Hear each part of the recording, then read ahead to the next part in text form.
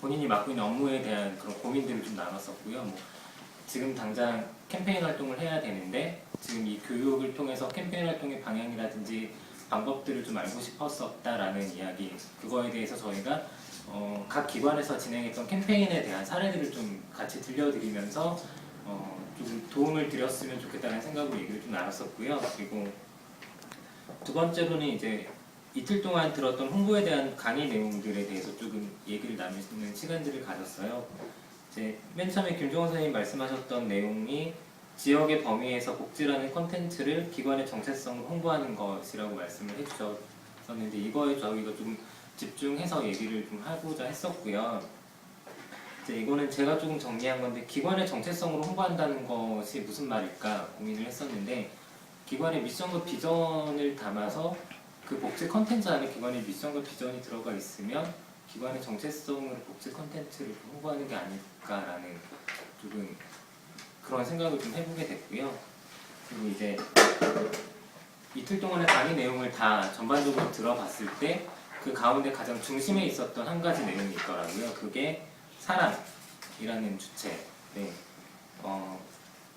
선생님 한 분께서는 초반에 입사하셔서 자원봉사 관리를 할 때 그런 자원이 전혀 없어서 자원봉사 센터를 직접 찾아가시고 그쪽이랑 소통하면서 직접 만남을 통해서 이렇게 기관도 조금씩 알리고 자원봉사 센터가 있었다는 사실도 모르셨었는데, 네, 그런 만남을 통해서 자원봉사자도 확보하시고, 그리고 한 분은 지역에 있는 미용실을 찾아가면서 그 미용실 안에서 이제 일어나는 일들, 그리고 그 안에 모이시는 아주머님들을 만나면서 기관에 대한 이야기를 하고 소식지를 그쪽에 비치하시기도 하고 그런 일들이 있었고, 그리고 후원 감사 편지 같은 경우도 기존에 결혼을 받는 아이들이 작성했다면 아이들의 변화를 가장 잘 알 수 있는 담당 사회복지사가 대신 작성하여서 그냥 형식적으로 후원해 주셔서 감사합니다 라는 글이 아니라 당신의 후원으로 이 아이가 어떻게 변화되었습니다 라고 정말 구체적으로 감사한 마음을 담아서 보내는 후원 편지, 이런 얘기들이 있었고요.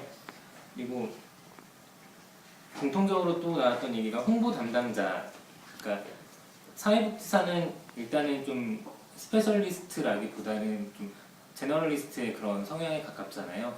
홍보도 해야 되고 사례관리도 해야 되고 주민도 만나야 되고 조직도 해야 되고 공부도 해야 되고, 근데 홍보 담당자는 더 심한 것 같다는 생각이 들었어요.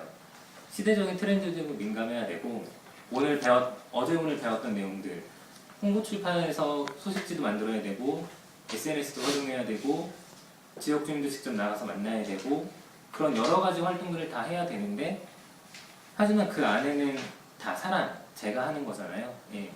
그래서 배웠던 모든 내용들이 그냥 사람을 만나기 위한 하나의 수단으로서만 활용이 되겠구나.